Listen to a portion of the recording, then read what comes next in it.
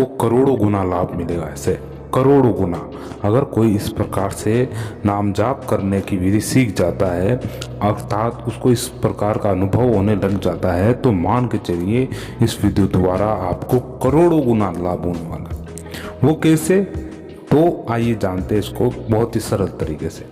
देखिए, नाम जप के 3 माध्यम है, यानी 3 विधियां बताई गई है सरल से। एक होती है, सबसे प्रथम होती है जो कि होती है वाचिक जाप होती है, जो मुख के द्वारा मुंह से बोली जाती है, जिसको और कोई भी सुन सकता है पास में बैठे, जैसे कि कोई राम राम राम इस तरह मैं बोल रहा हूँ। दूसरा होता है उपांशु जाप। उपांशु जाप यानी केवल मुख होठ आपके हिलते हैं और किसी कोई देखेगा भी तो भी ऐसा लगेगा कोई जाप हो रहा है उसके।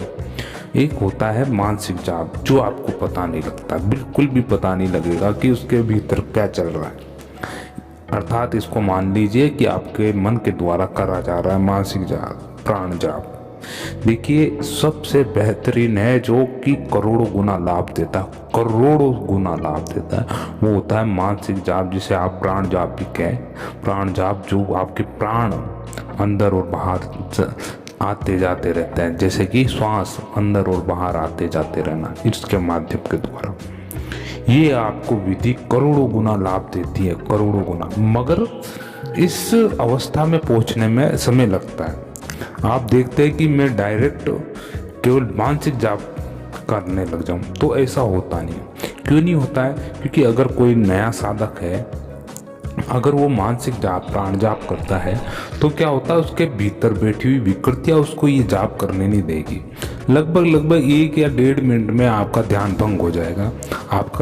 आपका मस्तिष्क आपके ऐसे विचारों की ओर दौड़ाने लगेगा जो कि प्रभु से अनंत दूर है।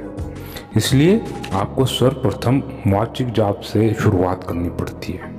वाचिक जाप का फायदा ये होता है कि मुख से बोला हुआ वो कानों के माध्यम से आपके हृदय में उतरता है। इसलिए आपका धीरे धीरे बहुत अन्य विचारों से ध्यान हटाने लगता है, सिर्फ नाम पर ही उसकी दृष्टि रहती है।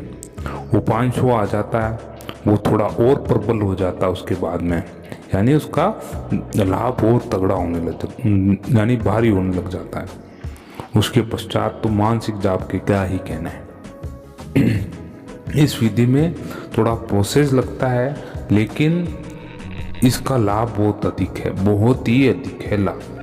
अगर आपके भीतर किसी भी प्रकार का रोग है, वे धीरे ही धीरे आपका नाम जब भीतर ही भीतर से सब रोग खत्म करने लग जाएगा। आप इसकी कल्पना नहीं कर सकते कि ये बड़े से बड़े रोगों को मारने की क्षमता रखता है। इसके अलावा इस विधि के द्वारा आपको इस संसार में वो सब कुछ मिल सकता है जो आपके हाथ में अभी है नहीं। क्या पता आने वाले समय में वो आपके हाथ में सब कुछ हो जो आपने कभी सोचा नहीं होगा।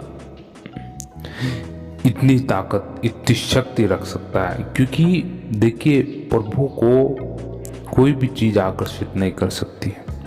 केवल एक चीज से बांधा जा सकता है उसको, प्रभु को स्वयं के उसके नाम से ही। उस नाम के कारण वे विवश हो जाता है, और जहाँ पर भी भक्त वो नाम स्मरण करता है उसको वहाँ आना ही पड़ता है कैसे भी करके। इतनी ताकत रखता है, यानी तभी तो कहा गया थी कि राम से बड़ा राम नाम है ना, राम से बड़ा राम नाम है उनका। नाम की बहुत ही बड़ी महिमा है। स्वामी तुलसीदास जी, कबीरदास जी, रविदास जी, रामानंद जी, दादू दयाल जी और भी बड़े बड़े संतों ने, तुकाराम जी, दक्षिण के संत हो गए, उत्तर भारत के संत हो गए। तो रामानंद जी ने तो उत्तर भारत से दक्षिण भारत के संतों को मिलाने का एक सेतु का कार्य किया है, बहुत ही गजब का। आप मान नहीं पाओगे कि इस नाम जप का इतना फायदा होने लगा वर्तमान समय में, कि जटिल से जटिल जो बीमारियां है वो खत्म होने लग रही है धीरे धीरे लोगों में। अगर कोई हृदय से इसमें कामना करके करता है कि प्रभु मेरा रोग दूर हो जाए बस, और तो देखिए धीरे धीरे नाम जप के द्वारा आपके संपूर्ण रोग दूर होने लगते हैं, भारी से भारी।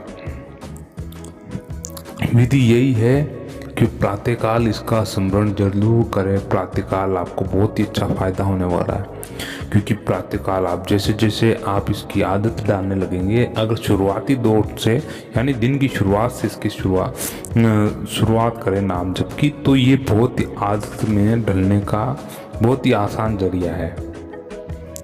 इसके अलावा आपको इसके करोड़ों गुना लाभ मिलेंगे आने वाले समय में, आप इसकी कल्पना नहीं कर सकते।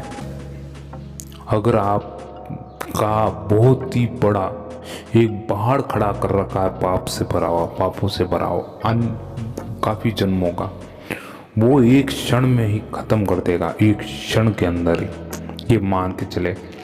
इसलिए कहा गया है कि आपको नाम स्मरण करना चाहिए। प्रभु का ही नाम स्मरण है, वो ही बेड़ा पार लगा सकता है, और कोई नहीं। इसलिए आपको निरंतरता से उसका नाम स्मरण करें, उसको याद करते रहें, और बारी बारी से जैसे जैसे समय निकल रहा है उस प्रकार उस प्रभु का धन्यवाद करें, ताकि वे आपका सबका कल्याण करता रहे। देखिए, आपको धीरे धीरे इस अवस्था, जैसे आपकी अवस्था निकलती रहेगी, नाम जप की शक्तियों का आपको अंदाजा होने लगेगा। अगर कोई निरंतरता से प्रभु का नाम स्मरण करता है, तो अब वो पता कैसे चलेगा कि उसके घर में कुछ ना कुछ बदलाव आएगा। घर से सर्वप्रथम कि स्वयं में कुछ ना कुछ, सबसे बड़ा उदाहरण होगा आप स्वयं, आप में बदलाव आएगा। दूसरा है कि आपके आसपास की परिस्थितियां बदलने लगेगी। जो समय के साथ था, जो कि आपके अनुकूल नहीं रहता था, जैसा आप करना चाहते थे वैसा होता नहीं था, वो आज आपके कहे अनुसार होने लगेगी, वैसी परिस्थितियां आपके साथ बनने लगेगी। तो ये सब होगा जो होगा ईश्वर उस प्रभु की कृपा मात्र से, उसके नाम जप के प्रभाव से होगा। इसलिए आपको ये चीज़ें करनी है, निरंतरता से जपनी है, और धीरे धीरे आपके भीतर और आप सास में जो भी वातावरण आपको अच्छा देखने को मिलेगा, वे समझ के रखे उस प्रभु की असीम कृपा होने लग रही है, और इस नाम जप का प्रभाव है एक तरह से। तो आपको ये वीडियो कैसा लगा जरूर हमें कमेंट करके जरूर बताएं। अगर आपके हृदय में किसी भी प्रकार का नाम जप से लेके कुछ सवाल हो तो हमसे पूछें, और मिलते हैं आपसे अगले वीडियो में। जब तक के लिए जय श्री राम। ओम नमो भगवते वासुदेवाय।